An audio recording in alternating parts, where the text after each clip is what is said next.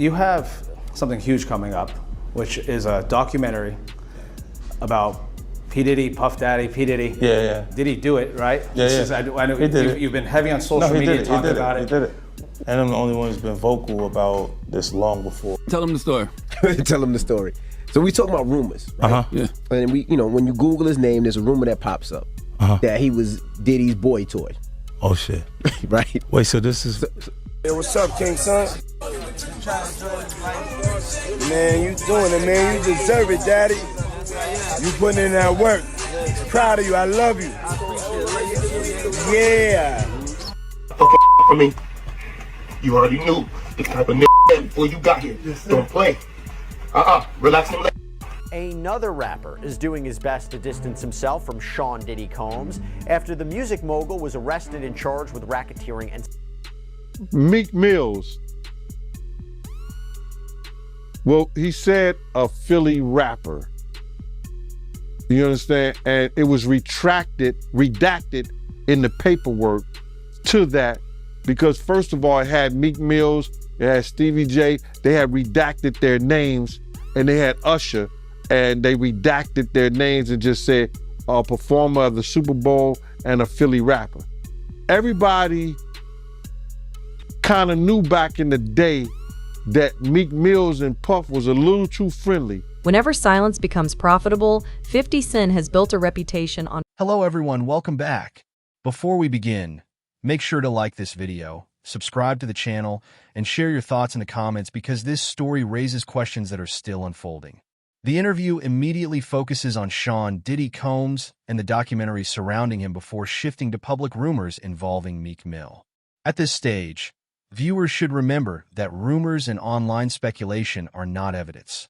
Under the U.S. legal system, every person is presumed innocent until proven guilty in court, and investigators must rely on admissible evidence rather than public opinion. Breaking it.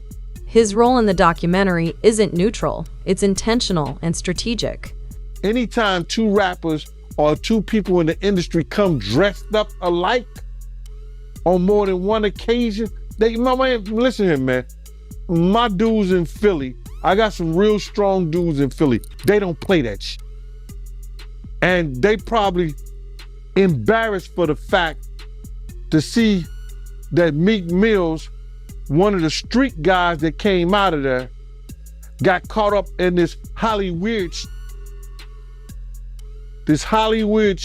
whereas that he's dressing the same he dressing like Diddy, hugged up with Diddy. I think that Lil Rod know a lot of shit, but I know this. Two men dressed alike, it's just like two men laying down. When they both get up, they both homos. And that's real talk, bruh. My man, you go to a party, dog, and the nigga got the same shirt you got on, I'm taking my shirt off. I'm walking around in a t-shirt. And then, not to blow Meek Mills up out the water or anything like that, it was said that they checked his Google search and all the other shit, and he was searching for some online gay porn and all that other shit like that. Oh, wow. That shit crazy, bro. But listen, those are what, it's crazy that money, that lifestyle, and you trying to fit into something, get you. These guys never set out to do all this shit. The discussion moves into claims about matching outfits, close public appearances, and online speculation surrounding Diddy and Meek Mill. The speaker argues that these moments fueled public suspicion, but appearance or friendship alone does not establish criminal conduct. From a legal perspective, courts require reliable evidence such as testimony, documents, or physical proof before connecting someone to alleged wrongdoing. Social media narratives may influence public perception, yet they do not determine guilt or liability under the law. Meek Mills, when he got into the game, he didn't set out to be questioning about his manhood with Diddy.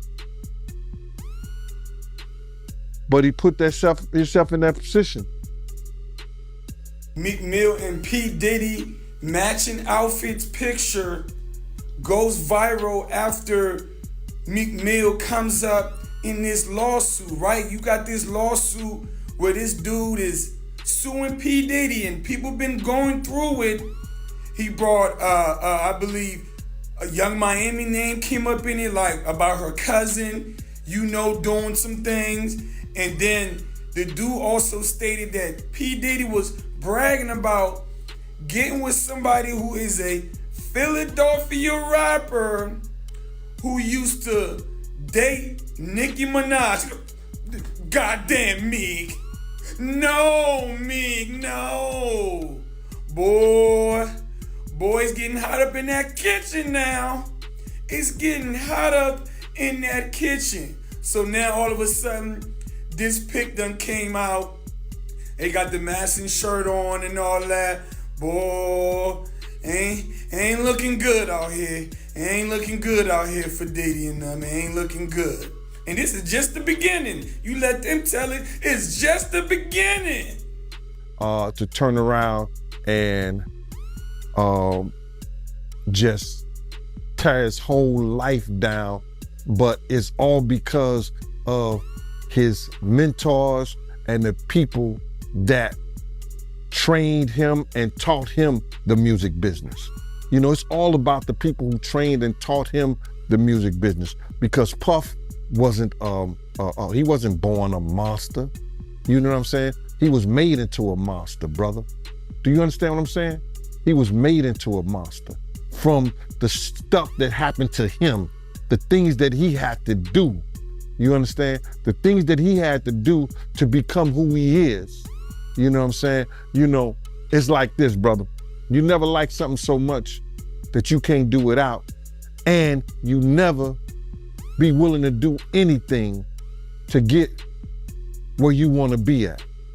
You got to have principles, you got to have morals, you got to keep with that stuff. And in that music business, a lot of that stuff get thrown out the window.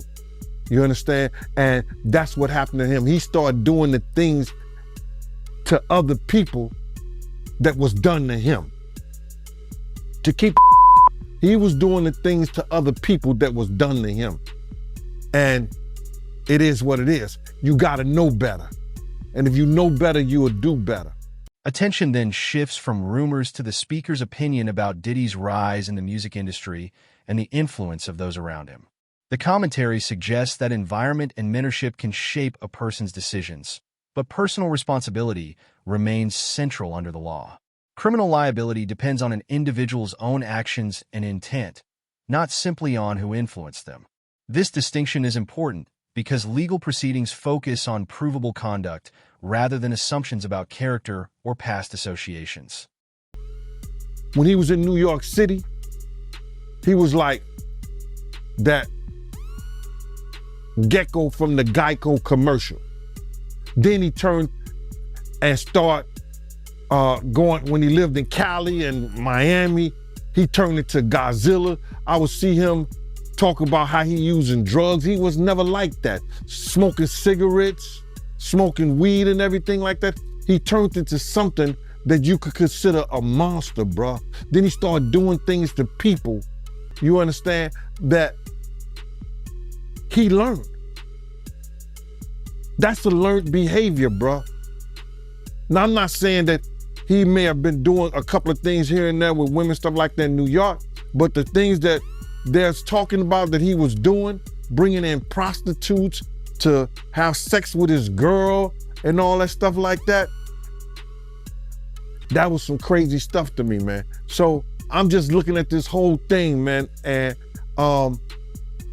you had asked me, and we don't have these conversations like most people do. We gonna go back and you gonna tell me what, we gonna talk about this. You said, I'ma ask you how you feel, bro. I don't want no man to ever go to jail and be leaving their kids behind, be leaving their family behind. You understand? But some dudes belong in jail based on what they do and how they do it. We know that to be true. And it's just this situation, man, when they get down to all the facts and all what happened, he may belong in jail, bruh. And that's not my doing. That's not Cassie doing. That's his doing and his learned behavior from the people that mentored him. You gotta realize, man, he learned from Andre Harrell. He learned from Russell Simmons. He learned from Clyde Davis. You understand? When those people are telling you that they were because you as a man, if you know you ain't do nothing and you ain't got no problem with nothing and you sure with yourself, you don't give a what nobody else say. Why you gotta hire somebody that you want to make sure or prove to somebody else that you and Diddy didn't have a relationship when you know within yourself you didn't have a relationship with him? Tell him, give me that 100,000. Here, the conversation turns toward whether Diddy could ultimately face imprisonment if the allegations are supported by evidence. The speaker also questions public responses from people linked to the controversy.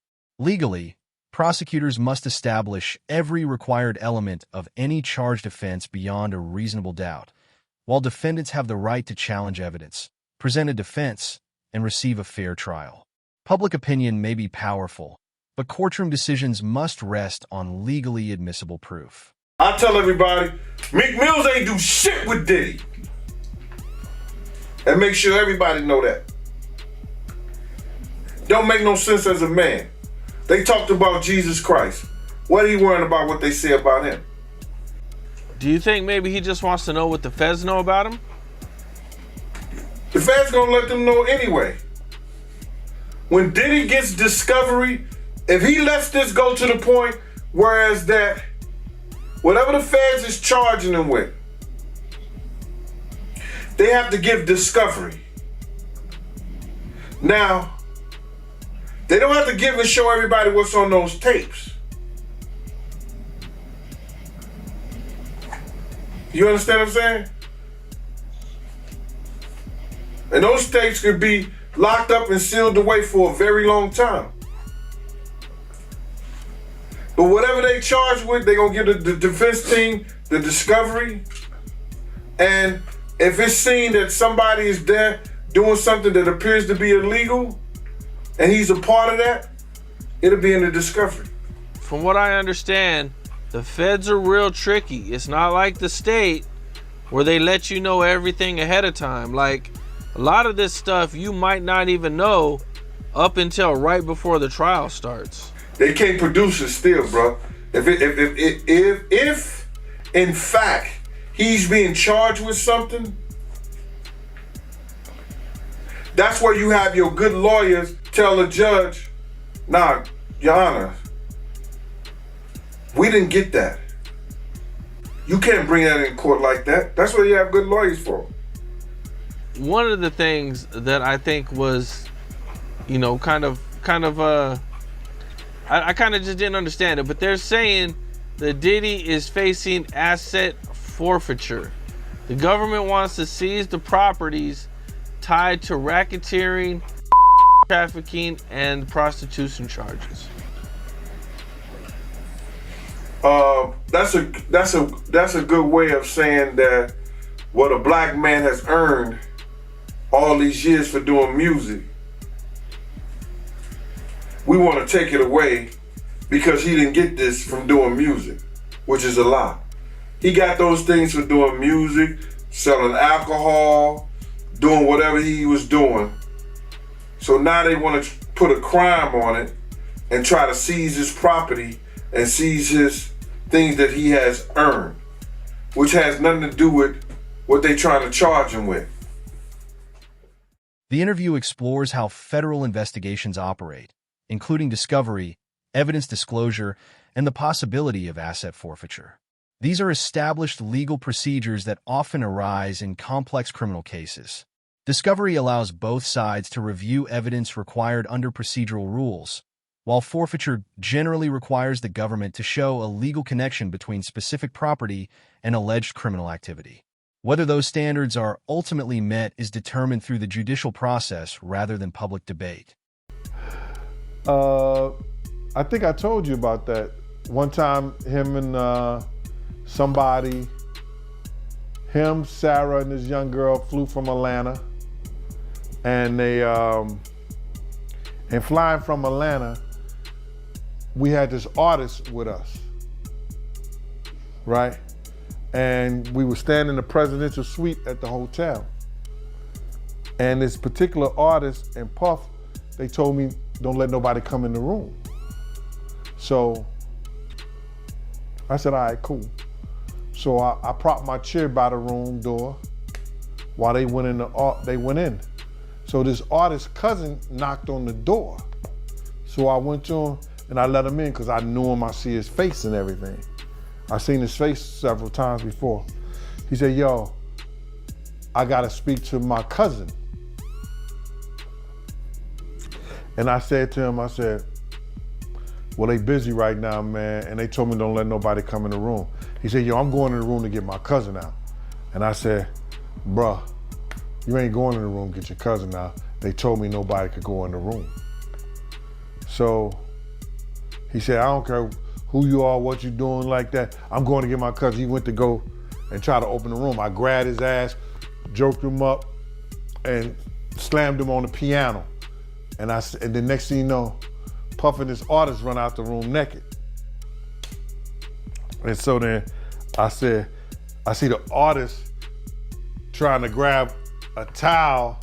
Puff didn't give a shit. And the artist like, yo, what's wrong? What's going on? What's going on? He's like, yo, G, that's my cousin. And I was like, yo, my man, he was trying to get in the room and y'all told me don't let nobody else come in, let nobody come in this room.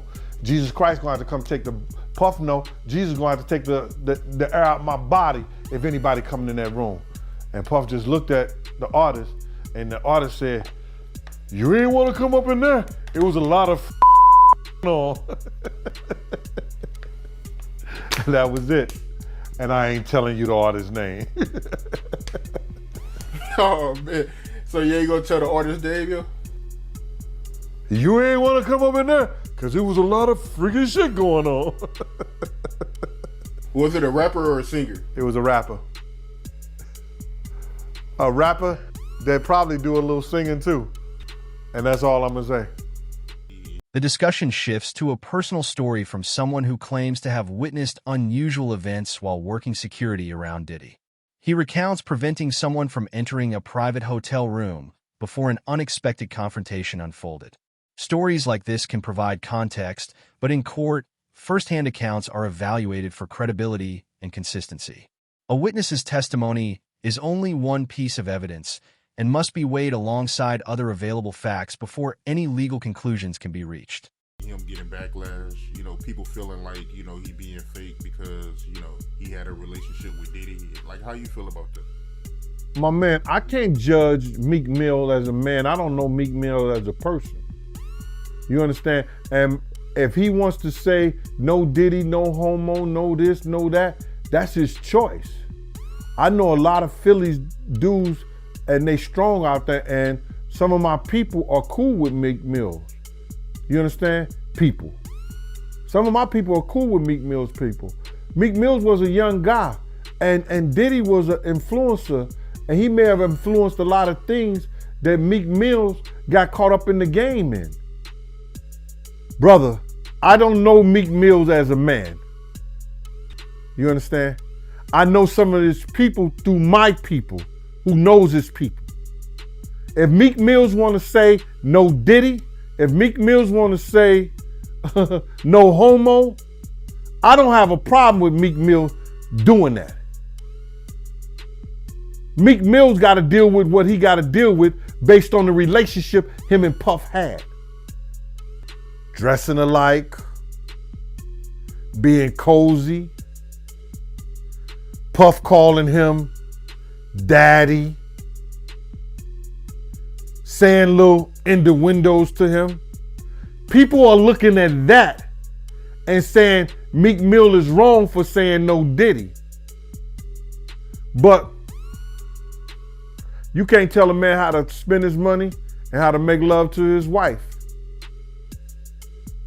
or his Diddy. So, I don't know.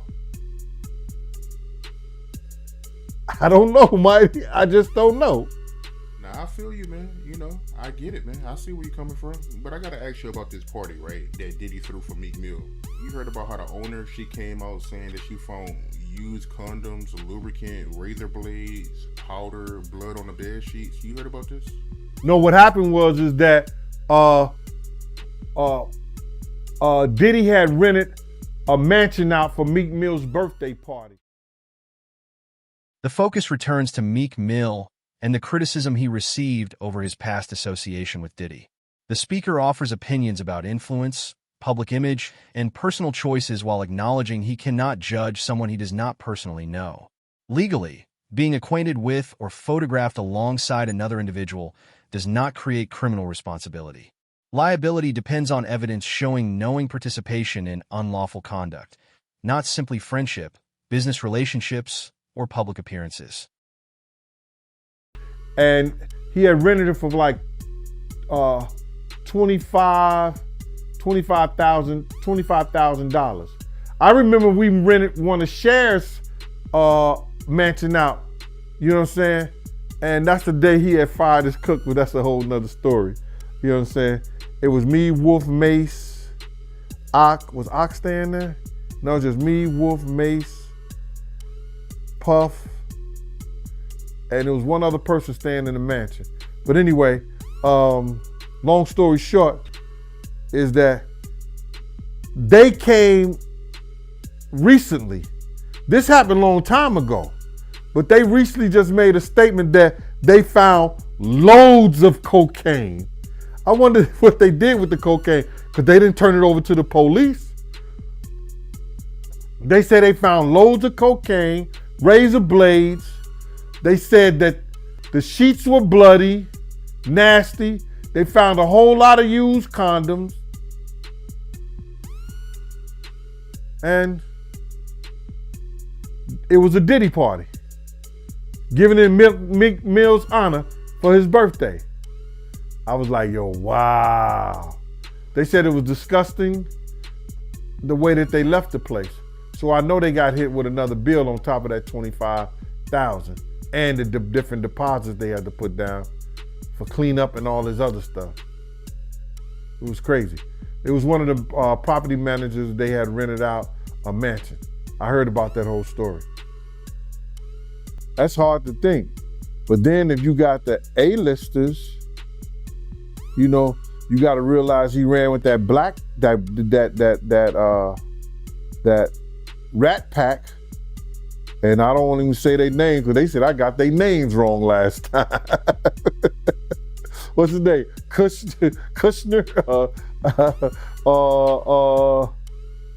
What's the other guy? Leonardo. Yeah, his name. Man, I don't keep up with these cats. Attention turns to reports surrounding a mansion allegedly rented for Meek Mill's birthday celebration, including claims about what was supposedly discovered afterward. These statements remain allegations unless supported by verified evidence presented through proper legal channels. If investigators examine such claims, they must establish authenticity, preserve evidence correctly, and prove its relevance. Courts rely on documented facts rather than sensational stories or unverified reports circulating in the media. But I heard that that's not only the tape that's being shot. There's some other tapes out there, other people too with him. And him doing some things with some other people. So it's quite a few tapes that might be out there, what they're hearing. And I don't want to see the tapes, but I want to know if they're really true. Because if they got some tapes out there and it's with some underage, whether it's celebrities or not, it's gonna be crazy, bro. It's gonna be real crazy. And they're gonna have to bring that to forefront because the prosecutor's gonna want those tapes. And they're gonna do whatever they have to do legally to get those tapes. No ifs, ands, and buts about it. So we just better hope for his sake, that that's just a bunch of bull crap. But then there's lawyers out there saying, yeah, the tape does exist. Lawyers got on television to say the tapes exist. I don't really know or trust that, because they was trying to say he had a tape with one of the bodyguards and this lady that came out. So we don't know what to think until we actually see that and we get that version. You remember we had that bootleg version of R. Kelly tape? Yeah, I remember that. They don't even bootleg. Yo, they don't even bootleg no more, man. So it's gonna be hard to figure it out if it does exist. Do you believe the guy in the tape is white? If he's bigger than Diddy and he's not none of the names that I said, probably so. But then they say he was young too. Yeah, they say he was young. Let me get his name right. The conversation moves into speculation about alleged recordings and whether additional evidence could exist. The speaker emphasizes uncertainty while discussing reports circulating publicly. In any criminal investigation, digital recordings must be authenticated before they can be considered reliable evidence. Investigators also examine how the material was obtained, whether it has been altered, and whether it is legally admissible. Until verified in court, reported recordings remain claims rather than established facts. I hope it ain't the Bieber. I hope it's not the Bieber. That's a good one. It might be him. But if they saying that the guy is young and he's an A-lister, I can't think of that many black people, man. Right. Not at all. And somebody that more powerful, more of a celebrity than Diddy. You understand what I'm saying? If they were saying somebody that was more celebrity than Diddy, he was an A-lister, he was younger. You know what I'm saying? And if he's not black, it would have to be the Bieber. That's his name, Bieber? You just don't just turn it in a matter of years the way he was doing people, man. You understand? Check this out, bro. He led Biggs to his death. He caused a rift between Wolf and BMF that led to Wolf death. Cussed Wolf mother out. Lied about owing him $300,000. Cause you had asked me how I feel, and I'm gonna get into how I feel.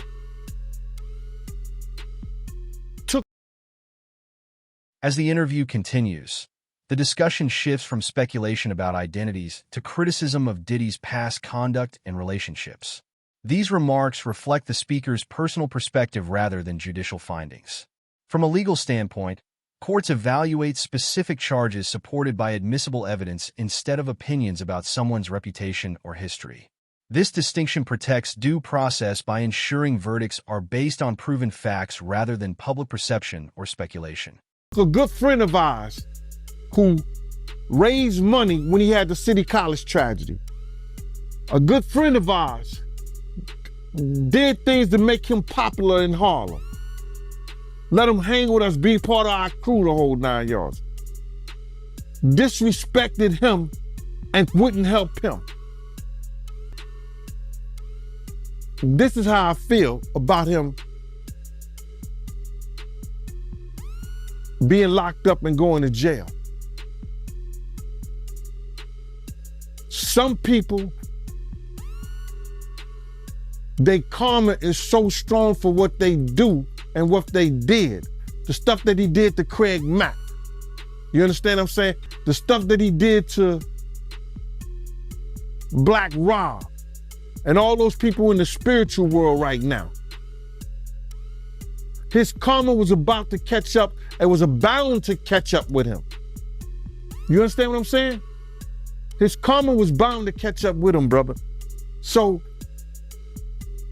all these things that's going on right now, the learned behavior, what he got from these people who was not living spiritually correct with their behaviors and the things that they've done. He go and transfer and do that to people with the fact of all these people that he's hurt, that always helped him and been on his side and been there for him.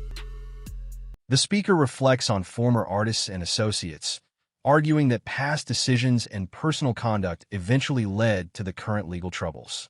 He frames the situation as a consequence of accumulated actions rather than a single event. From an educational perspective, courts do not decide cases based on reputation or moral judgment alone.